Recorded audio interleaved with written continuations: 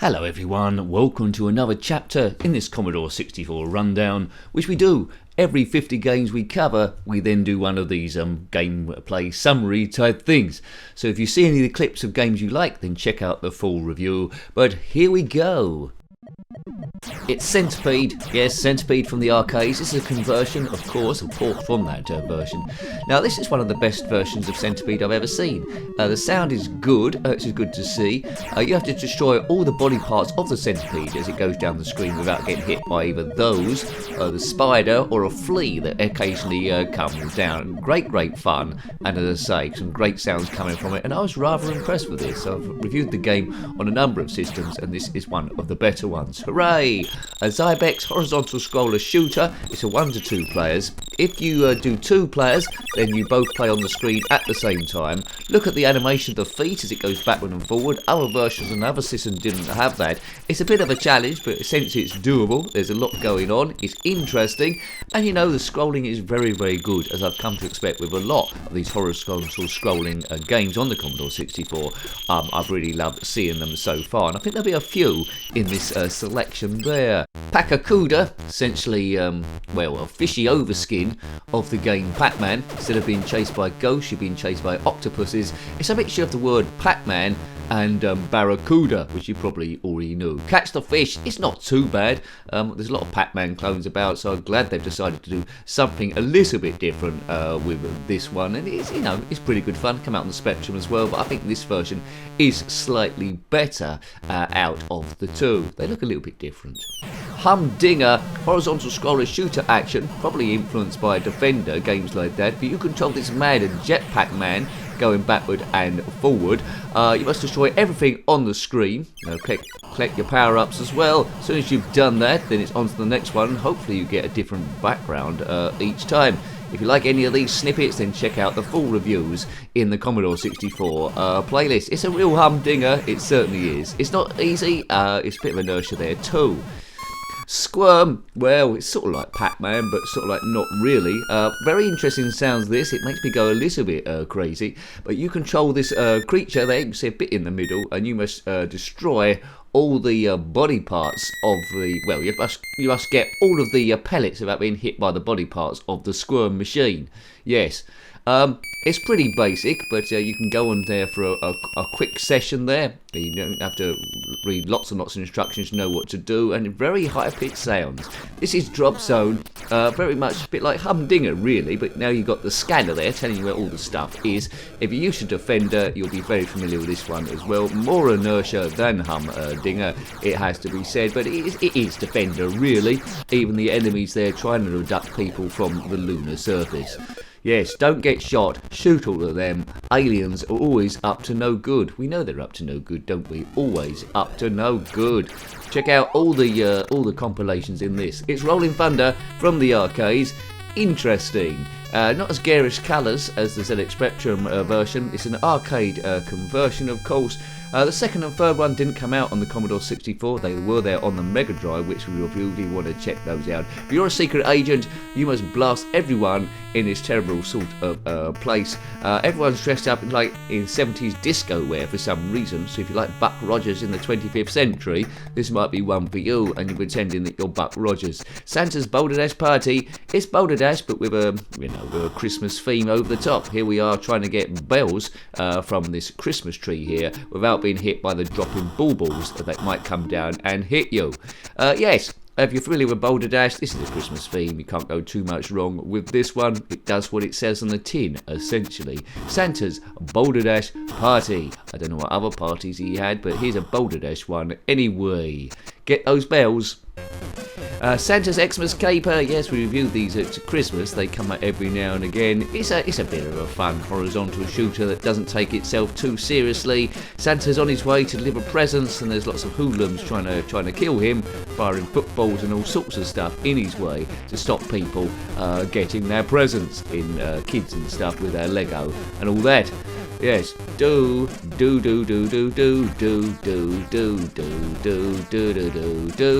something. Match day 2. Now, football's always tricky in 8-bit technology there. This one is attempting a lot. It's about the same speed as the Spectrum version, although we've got more colours here. You know, I don't think you can get too much better than this back in the day. It's to say, limited memory to work with. Hold down the fire button determines how hard you kick the ball or do throw-ons. You see that meter there at the top in red with the white bits on. Match day 2. Hot Rod is a racing game, and this is one of those situations where the 8-bit version is actually a lot better than the 16-bit version, if you check out my review of that. It's original an arcade game, there's good music playing throughout, top-down racing as you come to expect. It's you against 2 computer opponents. Your game only runs out when you run out of fuel, and depending on where you come in each race, you're rewarded with those fuel and money, and you can update your car. It's good old-fashioned, solid super racing. Hot Rod is one of the better ones, I recommend that. Merks again from the arcades here. Isometric shooter top-down action, not really isometric really, but more like top-down. Blast everything. It's in the vein of sort of like Commando, but Commando Plus. Lots moving at the screen at the same time. Lots to do here. It's not the easiest games to win at, because, as I say, you don't see a great deal ahead of you in the game, but you can go in vehicles, which you couldn't in Commando, so a major plus there. And they've done okay with what they had available. I like the colour set on this one as well. Slicks. Now, I didn't know about this one back in the day, never played it on the Spectrum. Again, it's top-down racing, but it's zoomed just far away enough so you can make out the track, which was often the problem with a lot of these top-down ones. But the good thing about this is you can challenge other racers to try and get in their cars there, and you know, you have a quicker car, then you've got a better chance of winning the championship. You've always got a rival you need to beat there. Sounds a bit like a Fly, but never mind, a lot of them did, and you know, for 8-bit, I think this is jolly good fun. Super Snake Simulator, you know, it's that snake game, isn't it, from old Nokia phones, but then with a bit of music on there as well. But you know what Snake is like. Collect the numbers to extend your body length. Do that, and don't cross over your body length or the side of the place or any other obstacles. It's fairly addictive. It's good music to it as well. Bit of a good stress buster there. Save you going mental. You know, it trains your brain, gives you a bit of distraction for a few seconds. Power-ups too. Test Drive 2 The Duel, played this to death on the Commodore Amiga. I was surprised just how good the Commodore 64 version was. You need to beat your opponent. You select either a Porsche 959 or a Ferrari F40 to pilot. Try and avoid the police, but sometimes you can't. They will give you speeding tickets. Don't crash, and then get to the end over different terrain. It did have scenery discs as well. It's up to date. I haven't managed to get to work on the Commodore 64, but it would be great to see them because it's one of my favourite racing games on the Amiga. International truck racing, a little bit flawed, but anyway, it's a nice idea. Top-down racing again. You're in this red truck and you just race against your opponents there. It's important to come in for pit stops and, you know, get fuel and repair the damage, or else it's game over quite quickly, because you will take a lot of damage crashing into your opponents, and that's something I didn't quite do on the review. Very hard to win at because the opponents don't seem to do any pit stops at all, but, you know, it's nice to see. International truck racing. Island Blitz, very, very basic, based on the original game from VIC-20, I think called City Blitz maybe. You control this plane gradually going lower and lower and lower of each approach. You need to blast the buildings out of the way to get a flat surface to land on, and it's all about timing, planting your bombs at the right place, because you bash into the building, it's game over Big Nose, and we don't want game over Big Nose, do we? It's Island Blitz, it's not a Ballroom Blitz. Ballroom Blitz, a Ballroom Blitz. A lot of versions of this game about. Cabal, or Cabal, from the arcades. It's a single screen shooter. It's not a rail shooter like Operation Wolf, it doesn't scroll anywhere, but avoid getting shot, shoot all the baddies there, and you've got your foe meter down the bottom. When that goes fully in red, it's on to the next screen and you've completed it. Yes. Hide behind scenery, although that is fully demolishable. It can get blown up, so be a little bit careful. Good fun this one, although it is a bit of a challenge, as a lot of games were. The Cycles International Grand Prix, made with the same engine I think as Test Drive 2. A little bit too high pitched for real bike racing. You need to get used to the frame rate of these, much as you did with Test Drive 2. Grand Prix circuit also uses a similar sort of like engine there, but once you get used to that, remember for what it was back in the day. It's a fairly good racer. I like the way the bike leans going into the corners. It doesn't lean the scenery a great deal, but anyway, it's something you can get used to, a good bike racer. Trailblazer, now I found this game infuriating. You control this ball, and by bouncing versus your opponent down the bottom there, but by bouncing over obstacles you must get to the end before the time runs out. Different squares will give you different abilities. Don't fall down the holes. Learn the circuit, of which there are a number of them, to try and get through. Some people would have loved this, but I was just pulling my hair out all the way along. Not one for me, but coded really well how they done split screen. Always fun to see in 8-bit. Ad infinitum, going back to basics a little bit here, is a vertical scroller shooter. Your laser will overheat if you use it too much. You have to ease off a bit, but just find your path the way through.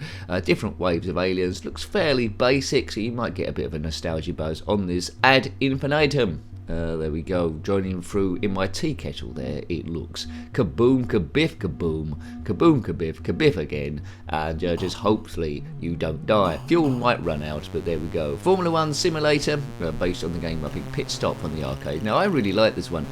Good speed, good animation there. Drift around all the opponents, of course, before your sort of like time runs out. See the time ticking down there, 77.76. You know, it's Formula 1. I like the way the steering wheel turns as well on occasion down the bottom, although it looks like the steering wheel of a ship rather than a Formula 1 car, but never mind there. Rodland, you probably remember this, come out on all systems again from the arcades. You must collect all those like flowery things, get to the next stage, and don't bash into anything else. By destroying your enemy, you will collect extra letters, which will give you extra lives and other sort of like power-ups are there. It's a cutesy one for 1 to 2 players. Rodland, it's one of the stalwarts, it's one of the classic retro games if you're into retro games, so be aware of that, along with a Bubble Bobble as well, and Rainbow Islands in that particular series. Tie break, we're on to tennis now. I always find tennis games a little bit tricky. Reviewed this on the Commodore Amiga as well. It's top-down, although the view does sometimes change, I think, or I might get it mixed up with something else. But anyway, it's a fairly standard tennis game. The graphics are okay. It's there to be perfected, of course, lobs and all that sort of stuff. Not bad for 8-bit, though. It's better than what I remember it. They're changing ends after every 3 games like you do in a real tennis match. Load Runner, one of my favourite games on the ZX Spectrum. This plays almost identically. You control this stick man being chased by other stick men, and you must collect all those gold or those parcels there to get to the next stage. A ladder will reveal itself once you're there, and then it's on to the next one. Lots and lots of fun to be had in this. Moves pretty fast. It's a good fun puzzle game there, not to be taken too seriously. But there we go, there's me completing the stage. Load Runner. Run your loads. Hooray for everything. Warm Up, another Formula 1 game, although this one is particularly flawed. I much prefer Slicks by the control system. It's rather left, right, up and down, which doesn't work very well for a racing game. You want it to be like a steering wheel, and so I can get easily mixed up. So now I'd have to do right, yeah, see.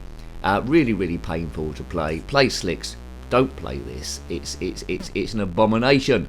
I hated Warm Up. It could have been a good game. You're not seeing much of the screen there. As I say, that Slicks game, it doesn't compare. Turmoil. This game originally came out on the Atari 2600. This is a conversion to Commodore 64.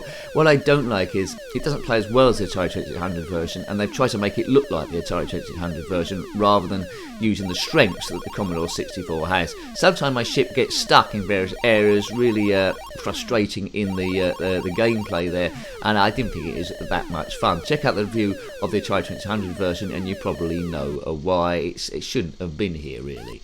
Turbocharge, here we go, in the manner of Chase HQ. It's like Chase HQ meets Outrun, really. Shooting stuff out the way, again getting to checkpoints before time runs out. We don't want to take too much damage. We're in the future, we're racing against massive cacti either side of us there. Music playing throughout as well. The road will go into split directions, as indeed Outrun did. So, as I say, Chase HQ, Outrun, catch the bad guys. Crazy Comets. Now, this is a real mad psychedelic adventure here. we're in this ship, it's all spinning around rather circularly. We must destroy all the comets or weird planets that come at us because they are evil. Keep doing that. It's mad, it's insane in the membrane. Great explosions throughout the whole game. Great fun, just be a bit of a challenge later on. If you like pure arcade shooty action, then this will be good for you. Set in the depths of space. LED Storm. I've reviewed this on the Commodore Amiga and the ZX Spectrum. I wanted to like it more than I actually did. It's got good music going all around the place. The play area doesn't seem a bit big enough for me. There's power-ups so you can get a force field, which do help. I haven't got much notification when the jumps come up because you can't see too far ahead of you each time. If they'd used more of the screen, then it might have sold it. It's okay, a lot of people would have loved it, but as I say, I didn't really get on with it as much as I would have liked to, which is a shame. Mega Apocalypse. Now, I think this is a sequel to Crazy Comics. It's the same sort of like idea, but with extra super baddies. If you liked one, you'll probably like the other one. To the naked eye, you might not necessarily know the difference between each of them, but this is ever so slightly more advanced in the Mega Apocalypse world. What's worse than a normal apocalypse? Well, a mega apocalypse. I think both of them will ruin your day, but these are good games though, nonetheless. They do take a bit of shooting, these balls. There we go. Marble Madness, another retro classic game. You must, it's a bit of inertia here, but you must guide this marble down the maze. I think there's about 6 levels, so it's not a huge game. Avoiding all the pitfalls there. You want to defend your marble, don't drop off the map. It is a bit of a challenge because you're, as I say, you're against the clock as well, and you can see in the top left. It's madness, it's marble madness. I do like marbles. I've got a tray of them somewhere, which I sometimes run my hand through to ease stress. Yeah, I'm mad anyway. 1943, the Battle of Midway, another arcade conversion. There's a lot here, isn't there? But you're controlling this biplane. It's USA versus Japan, but you know, it's a bygone era. It might as well be aliens versus mankind. But to survive as long as you can, you can do. I don't think you can do barrel rolls in this one. I tried to in the arcade version and the Spectrum version. You could do. The levels are a little bit short from my mind, but you know. It's okay. You've got a bit of play from this one if you like your World War II style shooters. Stack Up, influenced by Tetris. Also reviews on the Spectrum. It looks very, very different here. We've got a fruit where the Spectrum had like different shapes. Interesting music there, but you know Tetris, don't you? But this one is slightly different in the fact, more like columns, I suppose. Get 3 in a row, vertically, horizontally, or diagonally, and they disappear. And you must last as long as you can, getting the highest score as you can. And they will gradually get quicker and quicker. The flaw of the game is it gets too quick after a certain stage, and it's basically impossible to win at. Cavalon or Cavalon, we're going medieval here. We're in a sort of like a castle turret, and we must proceed up each floor by collecting different items to get to floor 6, I think, to rescue some fair maiden. It's fun, but I don't think I ever would have completed it. The nicer bit on the tubby side, it's got a wobbly hand with his sword there, but anyway, hopefully you'd be victorious. It's one of those classic maze games, Cavalon or Cavalon or something in that area. Forgotten Wells is a horizontal scroller shooter for 1 to 2 players. Now, in 8-bit territory, this is very tricky because one button controls the direction of the fire, and so most of the time, with not enough buttons at my disposal, I was just firing all over the place like some mad out of control, so I tended to be on one side, just firing up and down, both this and the Amiga version. We'll have to review this on the Sega Mega Drive at some point in the future. With the extra buttons, I might be able to control the direction a bit easier and beyond there. Deflector, this is an interesting puzzle game. A laser comes from an initial start point, and using the mirrors, you must deflect it all round the screen to destroy all the nodes. Once you've done that, you must deflect the laser into the desired endpoint to get to the next stage. If you hit on the wrong thing, it will gradually overload, and you don't want an overload because then that destroys the system and blows up. Direct your mirrors. It's a thinking game. There's a number of stages there for around, and I quite liked it. Deflector. Kickstart, a lot of people remember this one. Again, you need a bit of expertise on it, which I didn't have. It's based on that show Junior Kickstart, where kids will be on motorbikes. You need to judge your speed through different obstacles. By only going at the right speed, you end up being successful and not fall off your bike, do a somersault and try and beat your opponent down below. And I think my opponent might have already finished there. I'm the one at the top falling on my bottom every 2 seconds. There we go, he's fallen over again. Oh dear. Ari Warriors, bit like Merks, bit like Commander really. Not as advanced as Merks, but still good fun. It's as hard as nails, this one. It's probably the hardest of all of them. But anyway, you control some Rambo character against everyone in the whole of this jungle going up and down. You can't advance as quick as you would like because you need to pry them out of their positions. I don't think the enemy respawned in this one, so that's something. Kill everyone with your full stops of doom. That's good advice for the game. Not in real life, you can't kill someone with a full stop. Chips challenge. First played this on the Commodore Amiga, to be fair. You control this guy called Chips in this like grid, and by solving puzzles, here we are pushing brown squares to make a bridge here and then going over them. You must collect a number of keys and then get to the exit point. It will get progressively more difficult and there's more things to try and work out. Collect the chips and then get to the next stage. There's one, and it releases the exit, which is there when we eventually get there. It's a challenge. There's a number of stages there to it. Puss. Now this is a great homebrew. This game didn't originally come out on the Commodore 64. It was a Spectrum Super one. They made this conversion finally a bit easier than the original game, and there's music playing as well, but it's quite faithful to the original. I found I could get a lot further than I could do in the other one, and I sort of like completed the game and looped back round. But really nice to see it finally make appearance in this game, as you control Robbie the robot to try and cultivate this flower without the bugs eating it or killing you. Player 1, get ready, Eddie. This one's called Nemesis. Got a few games called Nemesis coming up. This is probably the lesser known of the Nemesis ones. You're going around a grid or a map. I could never fully work this out, and I think you must get to an exit by shooting a number of nodes on stuff. But as I say, when I played it in the review and read the instructions, I wasn't 100% what was going on. I blasted loads of stuff and I sort of got to an end and I didn't know where I was there anyway. So you know. Not a big hit back in the day, but people might have bought it by mistake because the other Nemesis games. In fact, here's one of them. Nemesis, the final chapter. Another great shooter on the Commodore 64, though there are better ones. This moves at a more sedate pace, so if you're not good at horizontal scroller shooters, you might have more of a chance with this one. Stuff doesn't come at you at a million miles an hour. It's not as smooth in the frame rate as those ones, but you know, it's classic action anyway. Nemesis, the final chapter. I think there was a game after this somewhere, so obviously it wasn't the final chapter, so they lied to us. Nemesis the Warlock this time.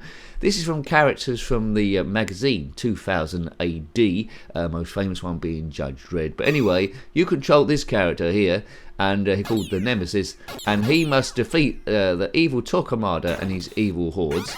We need to shoot a number of characters here which will provide an exit. Reviewed this on the ZX Spectrum as well. Once we get the exit, we go on to the next screen, and you just go on and on and on in similar vein.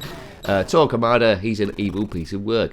Enforcer, Full Metal Mega Blaster. Now, this is probably the best you could probably get in horizontal scrolling shooters on the Commodore 64. There's loads going on, great action, they're fantastic backgrounds, good music, and power-ups galore. It really is an entertainment for the eyes. As I say, I'm still learning about the Commodore 64, but I've been very surprised that anything quite as good or as bright or as special as this particular game. My favourite so far. Enforcer, Full Metal Mega Blaster. Tracksuit Manager. Back to brass tacks here. It's a management game. You must take England to the finals of the 1990 World Cup. It's been a disaster in 1986. There's commentary all the way through. It's your classic players like Gary Lineker and Paul Gascoigne. Here we are in a friendly against Bulgaria. You can make real-time substitutions there, scout for players in the league to try and win that World Cup. Good luck you. A lot of people would have sunk quite a lot of time into this, and time would have gone very, very quickly. Elevator action, ported from the arcades, of course. You control this secret agent called Otto. Must go down in the lift, find secret papers behind any of the flashing doors, and then get to a waiting car below, which I didn't do, and make your escape. Agents will try and shoot you at every sort of like point. Don't fall down the lift shaft there, get all the stuff, and don't get shot. What could be easier than that? Well, a lot of stuff. Eating a ham sandwich possibly is one of them. Try that. Katakis, or Katakis as maybe it's pronounced, it's the game that came before Full Metal Mega Blast. It's not as great as that one, but it gets quite close, and you can see the makings of that. Again, it's got to be held in high regard, this game, compared to a lot of them, and you can see the power-ups aren't as forthcoming as that later game, Mega Blaster, but still worth a go anyway. Great game. I was really this Katakis or Katakis, who knows. Switchblade. People might be more familiar with this game on the Commodore Amiga or Atari ST. It follows the same sort of like pattern as the games like Rick Dangerous. You must find, I think, 16 parts of a Fireblade sword which are scattered somewhere along the map. Only parts will be revealed as you actually get there. There's respawning enemies, is a little bit annoying, but it's a game to be conquered. Quite an unusual control system there as we fall down this mine, but it's just showing you bits of the screen each time, so it's got a dark, earthy tone. Armour Light, another shooter, another accomplished one, as I do love seeing the horizontal shooters this machine has to offer. It seems quite well suited to them. It's good in its own right, not as good as Mega Blaster of course, but you know, it's still pretty good anyway, and I would have been very pleased with this back in the day if I'd actually bought it. It's Armalade. It might have come out on other systems as well, maybe named something else. Maybe, I'm not quite sure. But there we go. So that is the 50. So it's Commodore 64 games reviewed on the channel there, all the way through. So it's 101 to 150. If you see any of the clips that you like, then have a look at the full review. So thank you for watching those. It's all about beating stress wherever you go, and we will keep reviewing them. So thanks for watching them. Thank you for subscribing. Massive thank you to the members. Without you, this channel would not be here, because it is a little bit of a struggle. Until next time, take great care of yourself, and a very fond goodbye. Goodbye.